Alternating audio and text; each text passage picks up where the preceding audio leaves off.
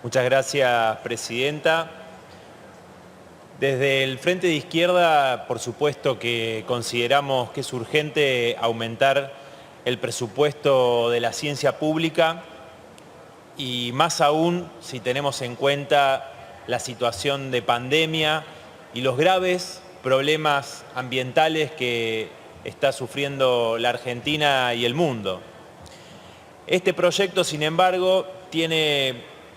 en el inciso H del artículo 2 y en el artículo 11 un núcleo que plantea la injerencia del sector privado en la ciencia pública. Por eso queremos hacer la propuesta de que sean eliminados del proyecto para poder acompañarlos. Porque aunque estamos de acuerdo, estamos a favor de avanzar en el aumento progresivo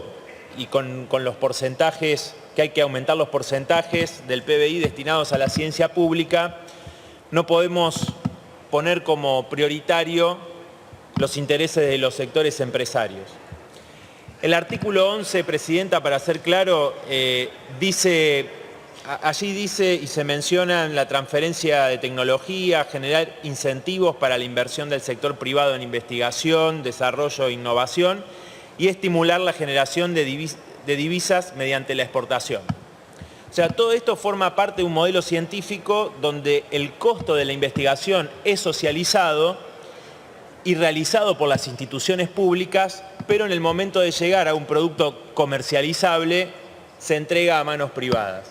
Y esto lo podemos ver ahora en algo que es un escándalo realmente, como es el tema de la vacuna. En todo el mundo, muchas de estas grandes farmacéuticas que han recibido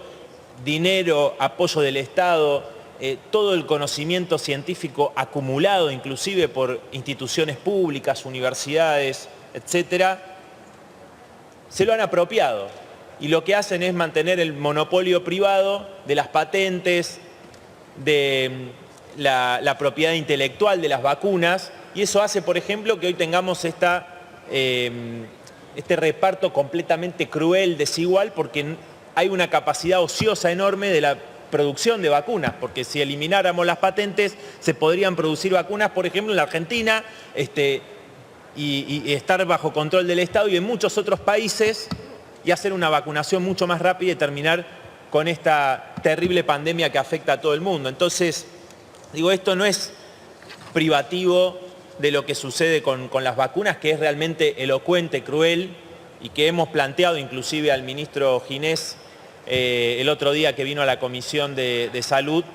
que lamentablemente desde el gobierno argentino no se han planteado esta exigencia en todos los organismos internacionales de los que forma parte, los que ha tenido la posibilidad de intervenir.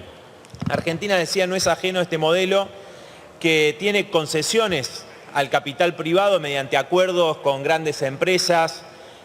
por ejemplo, nombro algunas,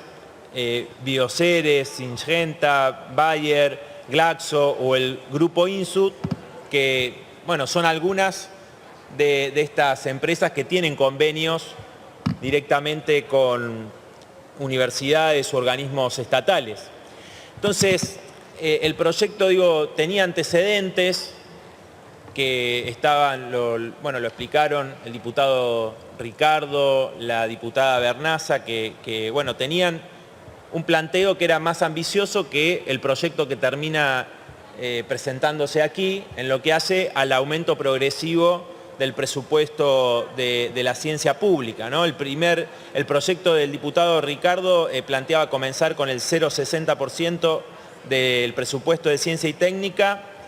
en 2021 hasta llegar al 3% del PBI en 2035, mientras el otro proyecto de la diputada Bernaza pretendía comenzar con 0,30 en 2021 y llegar al 1% en el 2030. O sea, este proyecto plantea el 0,28 en 2021 para llegar al 1% recién en 2032. Entonces, acá se dice hay una planificación a largo plazo, pero sin embargo tenemos que decir que el presupuesto asignado en el corto plazo, inclusive podríamos decir todo el mandato de Alberto Fernández, va a mantener el presupuesto de ciencia y técnica en los estándares que existieron bajo el gobierno de Macri. Y todo esto, presidente, mientras continúa la caída salarial de las trabajadoras, de los trabajadores de la ciencia, como del resto de los trabajadores y trabajadoras estatales, por supuesto, y continúan con una enorme precarización laboral en el sector. Entonces, un aumento del 0,03% con respecto al 2020 nos parece realmente muy insuficiente. Entonces, nuestro planteo es muy claro: para que la ciencia pública se ponga al servicio de las necesidades del pueblo, los fondos deben provenir de las arcas estatales y por eso, entre otras cosas, hemos planteado el desconocimiento soberano, el no pago de esa deuda ilegal, ilegítima, que hoy se votó un proyecto justamente para legitimar y legalizar ese fraude de la deuda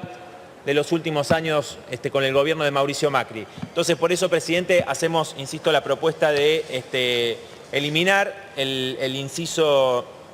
del artículo segundo, el inciso H, y el artículo 11, que plantea la injerencia del sector privado. Muchas gracias, presidente.